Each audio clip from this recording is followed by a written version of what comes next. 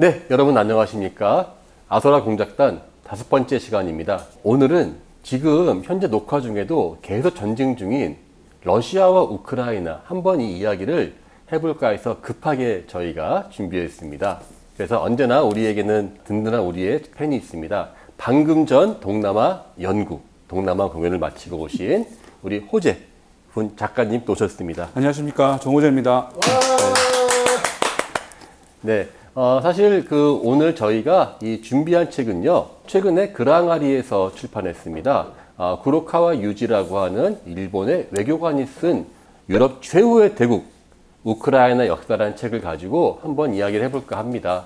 아무래도 국내에는 관련 책들이 거의 없고 하다 보니까 때마침 나와가지고 많은 분들에게서 지금 회자가 되고 있지만요, 또 한편으로는 이게 일본 사람이 쓴 책을 우리가 우크라이나를 본다. 호재, 보니까 확실히 이렇게 일본 사람이 우크라이나나 동남아시아 연구를 많이 하잖아요. 맞습니다. 동남아시아도 연구하시면서 이렇게 많이 그런 경우가 있나요? 사실 한국인이 세계를 직접 해석한 시기는 굉장히 짧지 않습니까? 근데 일본은 제국의 역사가 있기 때문에 19세기 말부터 독자적으로 정보를 수집하고 현지 외교관들이 이미 1800년대 유럽을 전 세계를 나가서 현지 정보에 대한 정보들을 이제 차근차근 수집해 왔고, 그것들이 이제 보통 이제 외무성 중심으로 쌓였지 않습니까?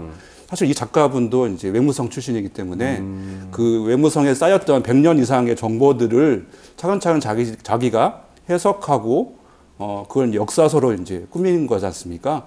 근데 그것들이 이제 굉장히 단순히 아시아나 동남아시아에 그치지 않고 이제 러시아와 유럽까지도 관심의 폭이 오랫동안 뻗어 있었다는 게 이제 우리가 주목해야 될 부분 같습니다. 우크라이나만 따로 연구하시는 분이 국내에는 거의 없어요. 전 오늘에서 호재 작가를 모시며 느꼈던 게, 그렇다, 이름은 알지만 전공자가 없는 바로 그 지역 중에 하나가 동남아였고 또 하나가 우크라이나였고, 또 그런 데는 우리가 어쩔 수 없이 이렇게 일본 책을 본다는 그러한 생각도 들었습니다. 하지만 이 책은 참 재미있습니다. 우리 호재 작가 어떻게 봤습니까, 이 책을요? 사실은 아까 재미라고 말씀하셨는데 사실은 어렵습니다. 네, 왜냐하면은 우리는 이제 보통 유럽의 민족 하면은 뭐 라틴, 게르만, 슬라브족 있지 않습니까? 근데 우리가 슬라브에 대해서는 사실은 관심이 있을 수가 없지 않습니까? 사실 우리는 러시아에 대해서는 러시아 혁명사 중심으로 배운 게 다기 때문에 그들의 소소한 뭐 이제 인종적, 문화적, 민족지향적인 역사 흐름에 대해서는 조금 무지했던 게 사실인 것 같습니다. 사실 이 책은 일본 사람 특유의 그러한 문체라는 게 있습니다. 되게 정리가 잘 깔끔하게 되어 있고 한국 사람이 읽을 때 쉽게 체제가 이해된다는 장점이 있습니다만은, 또 러시아를 연구하는 사람들, 공부하는 사람들 볼 때는 좀 빈 곳도 많은 것 같긴 합니다. 먼저 이 책을 저는 하나하나 소개할 생각은 없습니다. 왜냐하면은 이게 그 자체가 어떻게 본다면은 1년의 강의를 해도 끝나지 않을 게 한 나라의 역사이기 때문에요. 먼저 우리 이번 5번째 우리 시간에는 간단하게 우크라이나 역사, 슬라브인들의 역사를 한번 우리 호재 작가랑 이야기를 해보면서 하나씩 풀어나갈까 합니다. 이 책을 처음 보면서 슬라브인들이라는 얘기가 나왔잖아요. 네. 슬라브, 어떤 게 떠오르십니까? 슬라브는 이제 우리가 러시아랑 보통 연관 지어 생각하지 않습니까? 네. 러시아 민족일 거다, 동유럽이라는 생각을 했었고, 그다음에 이제 슬레이브랑 연관이 돼 있을 거다. 네. 그리고 이제 우리는 아무래도 이제 몽골에 대한 이해는 조금 있으니까 몽골족의 지배를 오래 받았기 때문에 혹시 슬라브가 아닐까, 뭐 이런 사실 이상한 상식도 갖고 있었던 것 같아요. 근데 그건 아니었던 것 같고 찬란하고 화려했던 역사가 당연히 있었더라고요. 네. 사실 우리가 가장 많이 이야기하는 것 중에 하나가 슬라브하고 슬레이브, 이게 같은 어원일까라고 하는데요.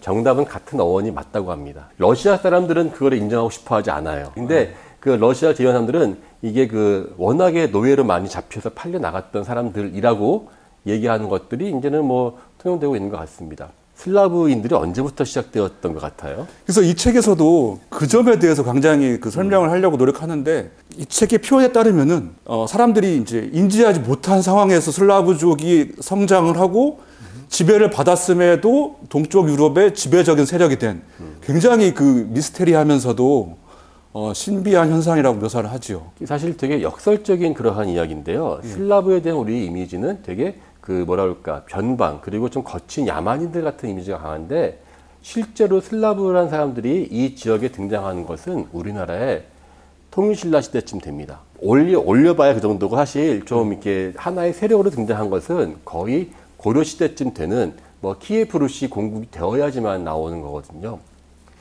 자, 여기에서 근데 이 책은 재미있는 발상을 합니다.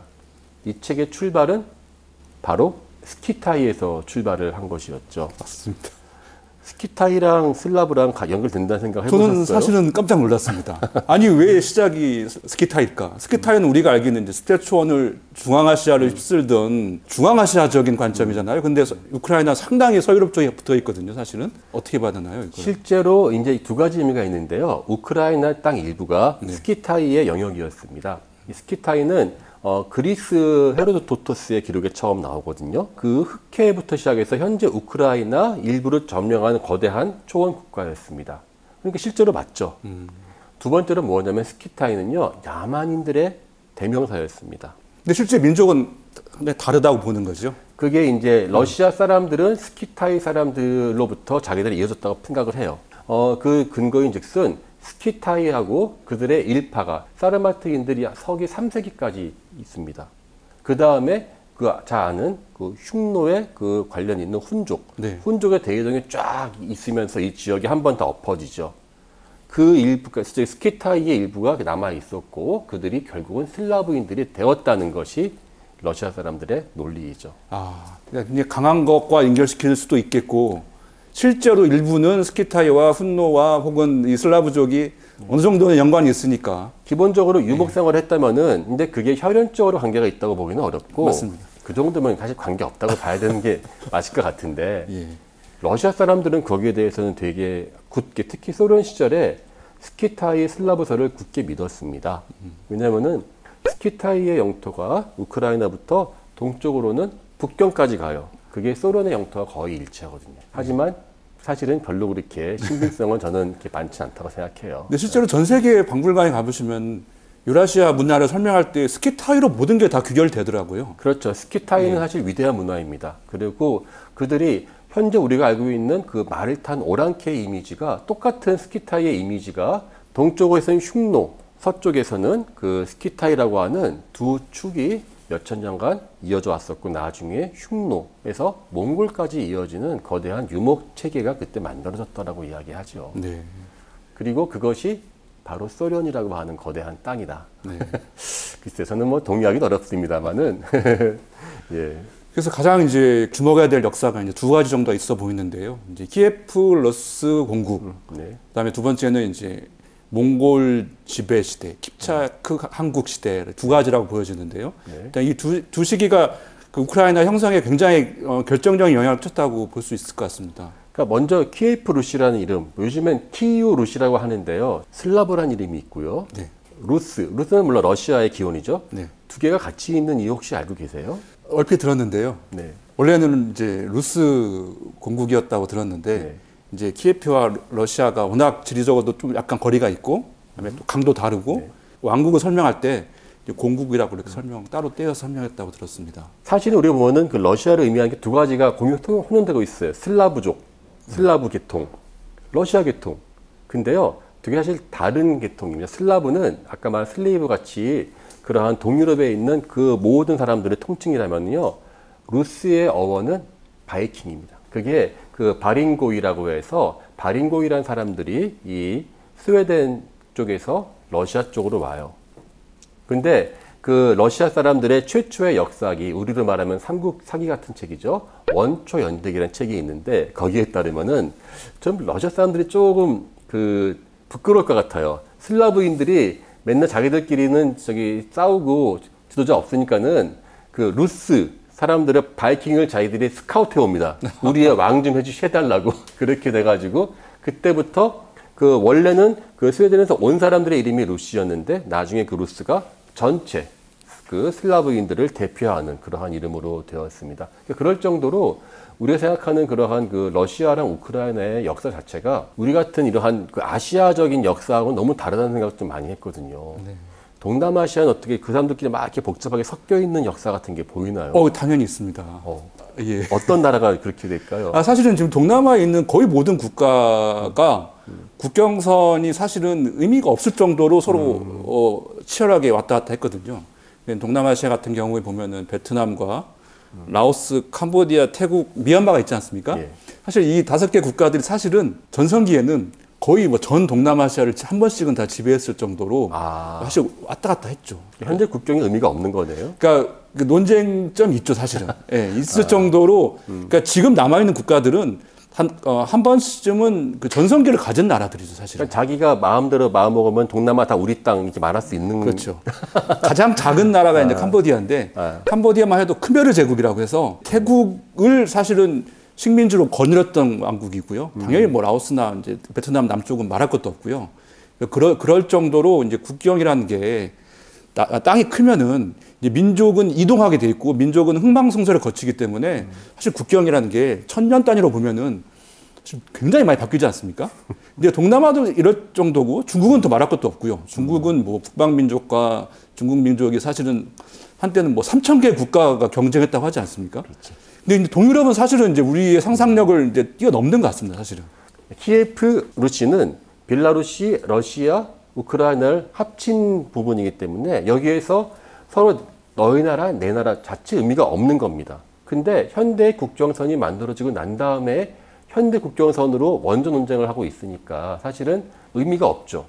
근데 문제는 그 의미가 없는 그것이 이 전쟁의 명분이 되고 있다는 것이죠. 네. 몽골족이 사실 이제 우리가 가장 유명하게 알고 있는 바투라는 장군이 계속 서쪽으로 진격을 하지 않습니까? 그래서 결국은 이제 사실 폴란드까지 무너뜨렸고 헝가리도 당연히 무너뜨리고 당연히 우크라이나는 사실은 워낙 스텝 지역이기 때문에 아예 그냥 킵차크 한국에 굉장히 오랜 지배를 받았습니다. 저는 이 구로카와 겐지의 관점에 가장 문제가 있다고 생각하는 게 처음 출발이 스키타이예요. 그리고는 한 1000년 이상은 건너 점프를 해버립니다. 곧장 키예프 루시로 가는데요. 제가 한마디 붙이고 싶은 게 그 전에 키예프 루시 이전에 이미 이 지역에도 나라가 있었습니다.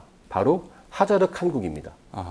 하자르크 한국은 튀르크 계통 사람들이 세운 나라이죠. 근데 그것은 철저하게 인정하고 있지 않습니다. 사실 우크라이나에서 킵차크 한국, 그다음에 그 하자르 한국 합쳐버리면요. 훨씬 더 이 몽골 계통의 역사가 더 길어요. 근데 그걸 인정하고 있지 않다는 게 이 책만 읽다 보면 그래서 좀 이게 어려운 게 일목요연하게 정리가 되지 않고 군데군데 빠져 있다가 갑자기 15세기 이후로 점프를 해버리는 듯한 그러한 모습들을 다루고 있고요.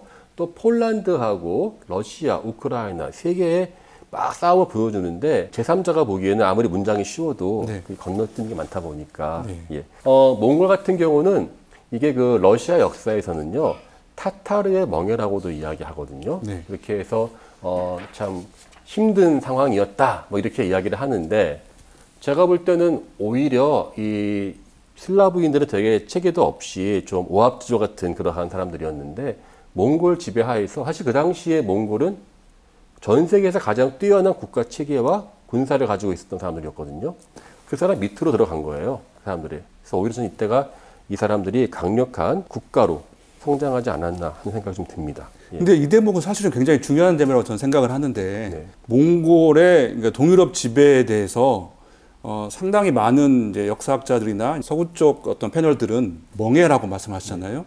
비참한 시기였다. 거의 망가졌다. 모든 문화를 잃었다라고 표현을 하는데 또 일부 이제 아시아 쪽 입장에서는 아까 말씀하신 대로 동서 교류를 활성화시키고 상업이 더 발전하고 또 이 책에서 보면은 러시아 종교회가 이제 안착하는 계기도 되지 않습니까? 이 두 가지 관점이 충돌하는 부분이 분명히 있더라고요. 저는 그래서 이 몽골의 역사, 몽골의 지배 시기나 아니면은 그 하자르크 한국 시기를 적어도 대부분의 우크라이나 역사가들은 그거를 애써서 외면하고 있는 것이 아닌가라는 생각을 해봤고요. 과연 우리는 우크라이나 역사를 유럽사의 일부로 보는 것도 중요하지만 유라시아, 실크로드의 입장에서 이 우크라이나를 바라보는 연구가 필요하다고 보는 것이죠. 네. 근데 제가 약간 더 나간 건지 모르겠지만 그 타타르의 멍해라는 표현 자체가 사실은 이제 유럽 관점이지 않습니까? 그렇죠. 그러니까 유럽에서는 그 몽골족이나 이제 동쪽에서의 지배를 조금 수치스럽게 생각하는 면이 있기 때문에 계속 그것을 이제 뭐 나쁘게 해석하는 측면이 있는 것 같고요. 그것이 또 현대로 이루어지는 측면이 분명히 있겠죠. 우리나라에서 이제 우크라이나를 다시 알자는 분명히 참 읽을 수 좋은데 과연 우리는 우크라이나를 어떻게 깊게 알고 그들의 역사, 한쪽에 편향된 역사가 아니라 좀 균형 잡힌 역사, 유라시아 관점에서 역사를 우리가 읽고 있느냐. 저는 그 점에서 본다면은 좀 회의적이긴 합니다. 이 책은 물론 좋습니다만은 그러한 균형 잡힌 감각을 많이 반영한다고 생각은 하지 않습니다. 제가 아쉬웠던 게 저자가 일본 사람이라면은 어쨌든지 간에 좀 동양적 관점을 좀 많이 할 줄 알았는데 동양적 관점은 거의 없고 일본 사람들과 관련된 것들만 몇 개 할 정도로 했습니다. 이거는 앞으로 우리 손으로 아마 우크라이나 연구하실 분들이 많이 나와야 되지 않나라는 생각을 해봅니다. 이제 두 번째 흥미로운 대목은 이제 그 킵차크 한국 시대에 이제 우크라이나가 사실상 실효 지배를 받으면서 키예프 세력이 완전히 죽고 이제 북쪽에 있는 춥고 산림지대인 모스크바 공국이 이제 부상했다는 대목에 있는 것 같습니다. 그렇죠. 그게 결국은 그 키예프 루시라는 한 곳이 이제 옆에 바로 폴란드가 있거든요. 그래서 우리가 잘 모르는 것 중에 하나가 폴란드하고 러시아 사이가 아주 안 좋습니다. 물론 그 전에 리투아니아도 컸습니다만은 그 결국은 모스크바가 이 모든 것을 잡을 수 있었던 것은 시베리아까지 정벌을 하거든요.